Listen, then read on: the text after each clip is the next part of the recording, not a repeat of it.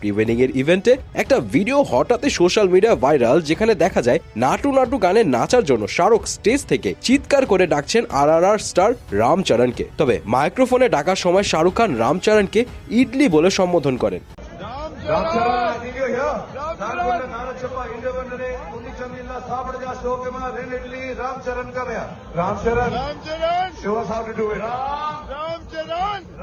আর এইখান থেকেই শুরু হয় যত বিপত্তি। ইডলি হলো সাউথ ইন্ডিয়ান একটা খাবার, আর শাহরুখ সাউথ ইন্ডিয়ান সুপারস্টার রামচরণকে এভাবে ইডলি বলে ডাকায় ভীষণ চটেছেন রামচরণের ফ্যান্সরা। যদিও অনেকেই বলছেন এত সিরিয়াস হওয়ার কিছু নেই, শাহরুখ জাস্ট একটু ফান করে এমন ভাবে বলেছেন আর কি। তবে রামচরণের ফ্যান্স থেকে শুরু করে বহু নেটিজন কোনোভাবেই এই যুক্তি মানতে নারাজ। তবে বেশিরভাগই একটা কথাই বলছে, বলিউড স্টাররা চান্স পেলেই ছোট করার চেষ্টা করে সাউথ ইন্ডিয়ান অ্যাক্টরদের, আর শাহরুখের মতো একজন হিরোর কাছ থেকে অনেকেই এমন আচরণ